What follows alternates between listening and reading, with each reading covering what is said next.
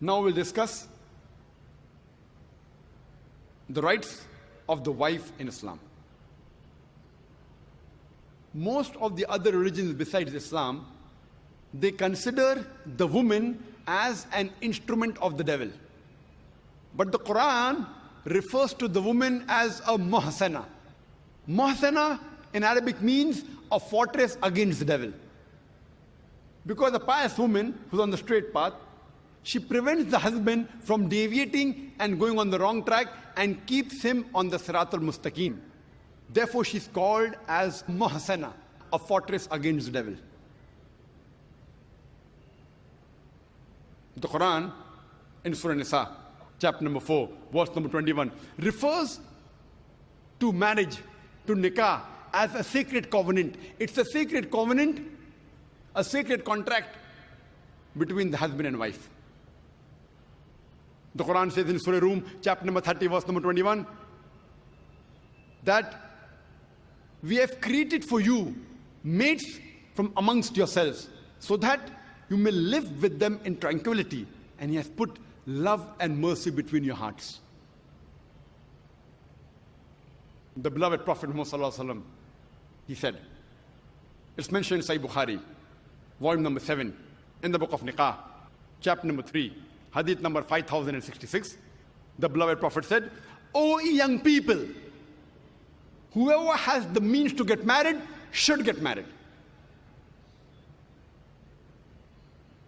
The beloved Prophet also said, there is no monasticism in Islam. And the Prophet said, anyone who marries, he completes half his deen. Once during question answer time, there was a person who asked me, that does it mean that if I marry twice, will I complete my full deen? What did the Prophet mean when he said that marriage completes half your deen? Marriage prevents you from promiscuity, from fornication, from homosexuality. Only if you marry do you have an opportunity to be a husband or a wife. Only if you marry do you have an opportunity to be a father or mother, which are very important duties in Islam. So irrespective whether you marry once or twice, you only complete half your deen. In Islam, for a marriage to solemnize, taking the permission of both would be husband and wife. The man and the woman is equally important. The Quran says in Surah Nisa, chapter number 4, verse number 19, do not inherit the woman against their wishes.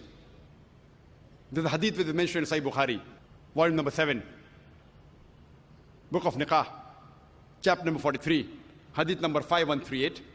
A lady by the name of Khansa bin Khadim al-Ansariya, she approached the Prophet and said that my father has married me to a person against my wishes. The Prophet, he nullified the marriage.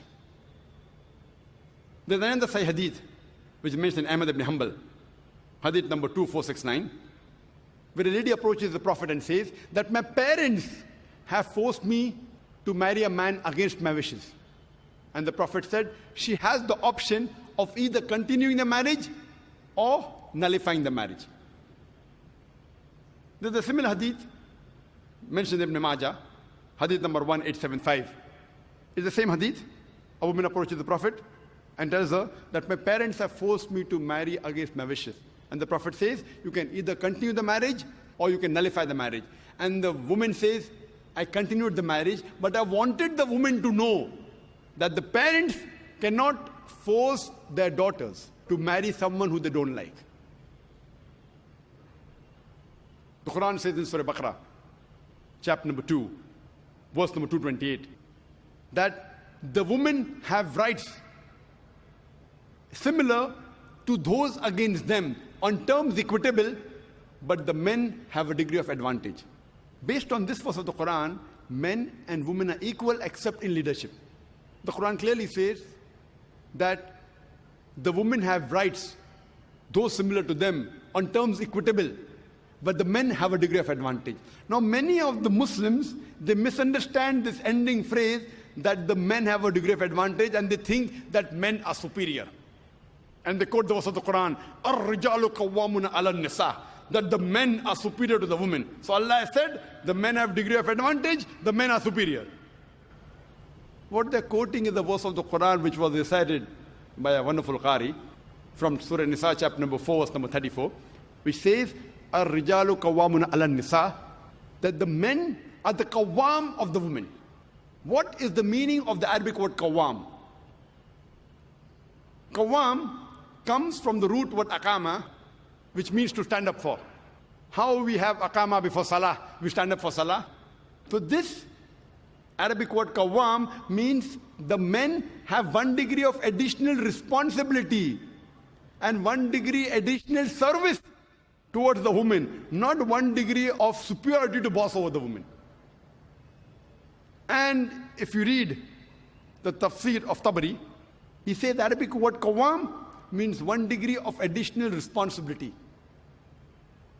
Because if you read the verse ahead, the verse says that Allah has given men more strength than the women. So because of that advantage, it's the duty of the men that they should take care of the woman, they should not boss over her.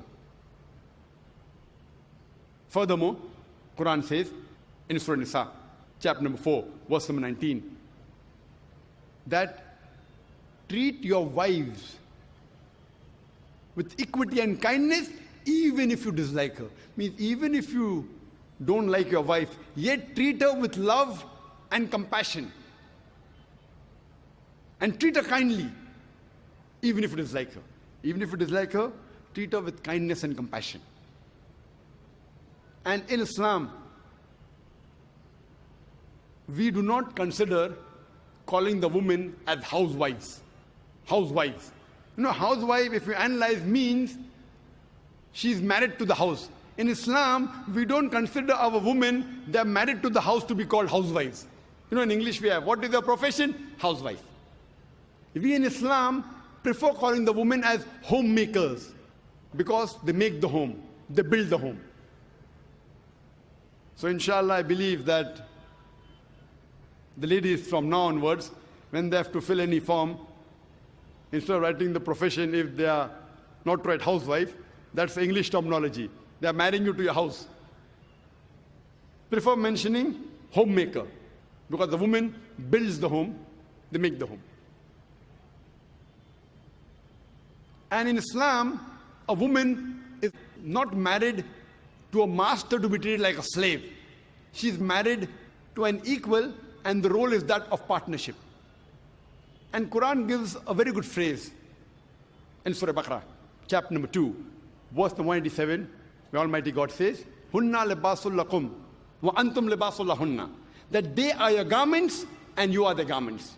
That means your wives are your garments and you are the garments of your wives. What is the role of garment? The role of the garments is to beautify, to conceal, to protect. The husband and wife, they conceal each other's faults. They beautify each other. They help each other. It is a role of hand and glove.